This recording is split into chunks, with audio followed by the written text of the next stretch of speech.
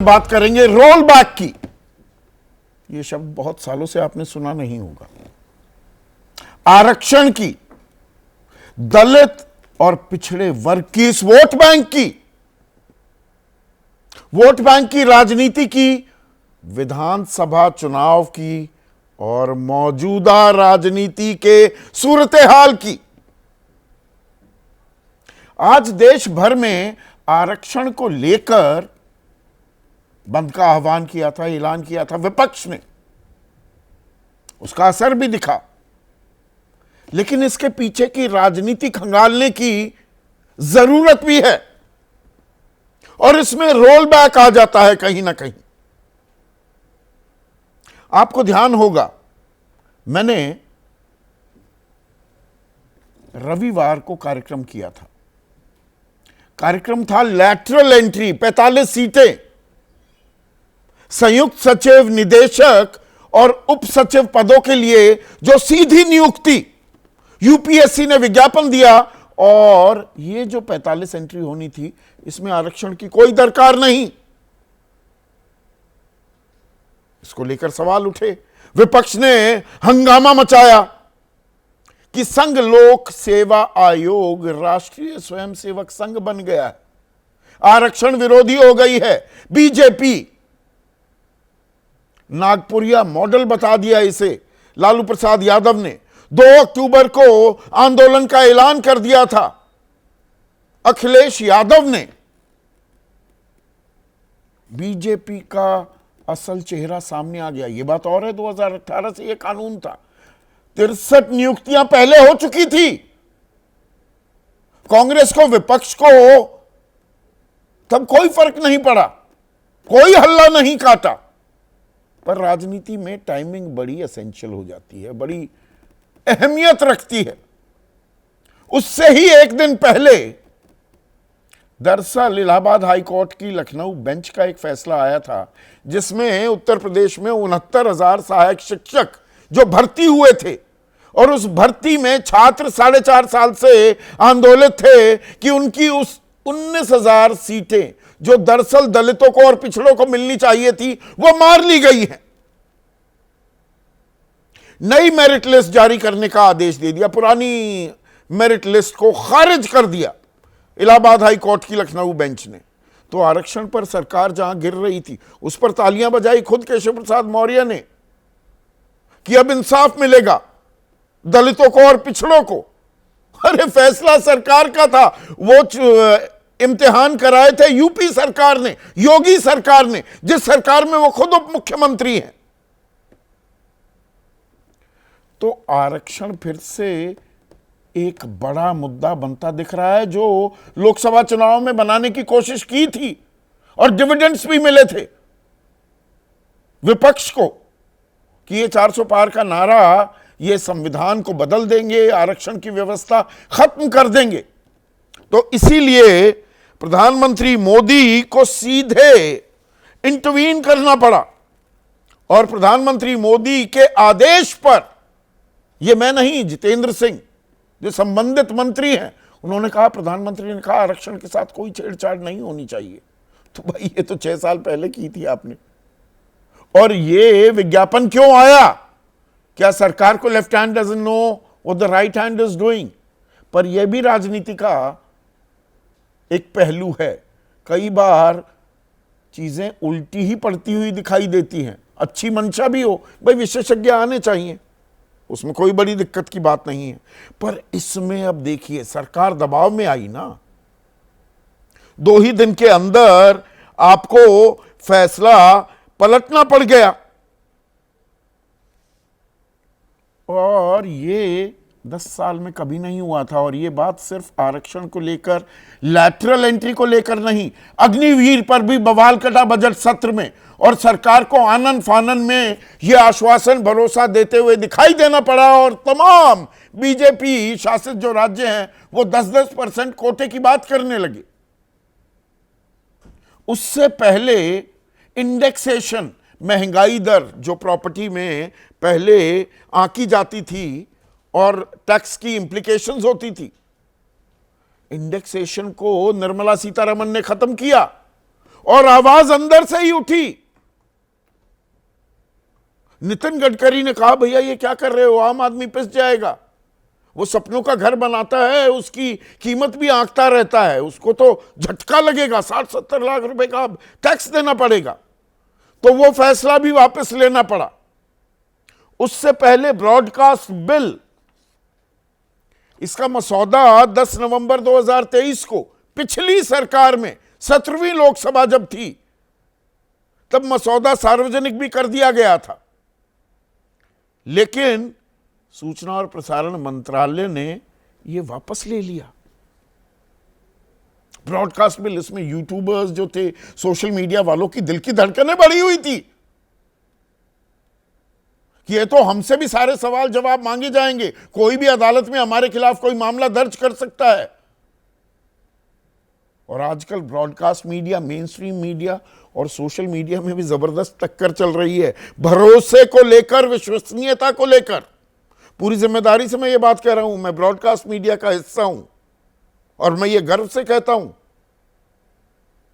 पर विश्वसनीयता, भरोसा, क्रेडिबिलिटी, टीआरपी, वो तो सिर्फ एक आंकड़ा होता है। रिस्पेक्ट, रिलायबिलिटी किसकी ज्यादा है, ये अहम है। खैर, मैं थोड़ा विषयांतर होने लगा। वक्फ बोर्ड, वक्फ संशोधन बिल, यह लोकसभा में पेश किया गया। 8 अगस्त को सरकार ने पेश किया और बाद में जॉइंट पैनल को भेज दिया गया। 5-5 चीजें सरकार पिछले 10-12 दिनों में, 15 दिनों में पीछे हटती दिखी है। 10 साल में ऐसा नहीं हुआ।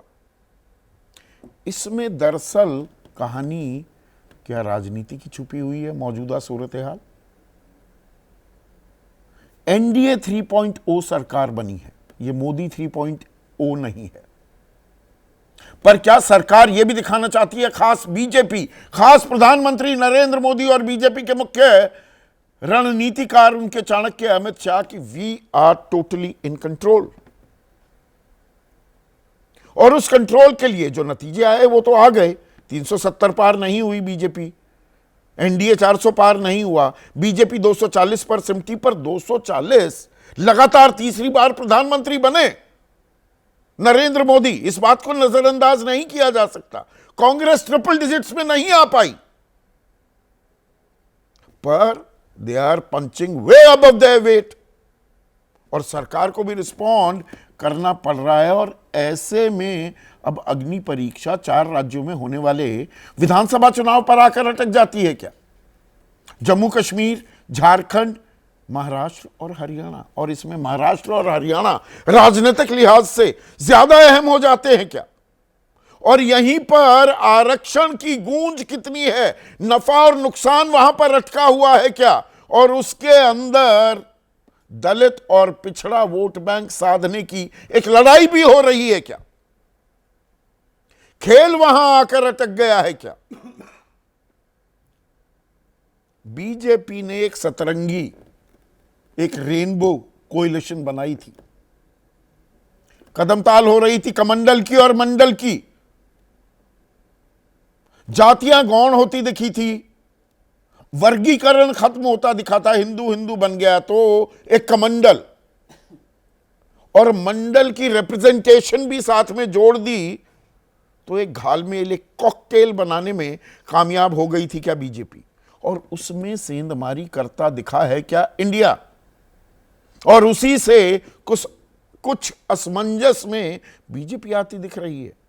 इसीलिए लैटरल एंट्री वाला फैसला। अरे भाई, 45 ही तो वो पद थे, पूरी कोई यूपीएससी की, सिविल सर्विसेज की व्यवस्था, सरकारी नौकरियों की व्यवस्था थोड़ा बदल दी, पर यह करना पड़ा। ये अनइमेजिनेबल था पहले 2 टर्म्स में मोदी सरकार की, किया तो किया और समझा भी देते थे, पर अब दिक्कत आ गई है क्या? और यहां पर अगर मैं 2024 के आम चुनाव की बात करूं तो देखिए, सवर्णों में एनडीए यानी कि मोटा मोटा बीजेपी 79% वोट बैंक लेने में कामयाब हो गई थी। इंडिया गठबंधन को 16% ही मिला। यादवों में इंडिया को 82% मिला और एनडीए को सिर्फ 15। और यादवों में जबरदस्त सेंधमारी भी की थी बीजेपी ने। खास मैं बिहार और उत्तर प्रदेश की बात कर रहा हूं। तस्वीर पलटी। कुर्मी और केवरी 34%। आप कहेंगे 34% क्या होता है, 1/3 तो आया। अरे भाई 20% से नीचे यह आंकड़ा था। बाकी पिछड़े दल जो हैं उसमें भी 34% पर आ गया इंडिया। 59% के साथ एनडीए आगे रहा। जाटवों में इंडिया को 25% वोट मिले, एनडीए को 24%। और नॉन जाटव में 56% वोट गए इंडिया के पास, 29% गए एनडीए के पास। और नॉन जाटव में क्या सीधी लड़ाई अब बीजेपी और कांग्रेस की भी हो रही है। नॉन जाटव में ज्यादा वोट इंडिया खेमे में वो कांग्रेस को पड़े और कम हो गई तादाद बीजेपी के लिए। अब इसमें एक और आंकड़ा आपके सामने पेश करना जरूरी हो जाता है। दलितों की आबादी हरियाणा में 20% से ज्यादा है। हम जाटों की बहुत बात करते हैं, 27-28% हैं। दलित भी 20% हैं। और महाराष्ट्र में ये 12% हैं। जबकि अनुसूचित जनजाति आदिवासी की बात करें तो ये महाराष्ट्र में 9% है। ये छोटा आंकड़ा नहीं होता है। एससी एसटी को जोड़ लें 21% वोट बैंक। मुसलमानों की बात तो अभी मैंने की नहीं है, जो जाहिर सी बात है बीजेपी को तो वोट नहीं करने वाले हैं। तो ये जातीय और धार्मिक जो समीकरण बन रहे हैं, इसी पर आगे आने वाली राजनीति की दशा और दिशा टिकी हुई है। क्या मजबूती और कमजोरी, क्या इसी को लेकर आंकी जाएगी और उसके असरात, उसका रिफ्लेक्शन, रेवर्बरेशंस वो केंद्र की राजनीति पर भी दिखेंगे क्या? आज इसी पर हम चर्चा करने वाले हैं। ऐसे में आज का सीधा सवाल, आरक्षण पर टक्कर, खुला विधानसभा चुनाव का चैप्टर और राजनीति का नया रंग, दलित ओबीसी पर सीधी जंग। और ये इंडिया और एनडीए से ज्यादा क्या दरअसल बीजेपी बनाम कांग्रेस है। बीजेपी, फिर अंडरलाइन करूंगा, 240 सीटों पर है, कांग्रेस की 99 से कहीं ज्यादा। पर अब ताकत का आकलन, जोर आजमाइश एक बार फिर हो रही है क्या?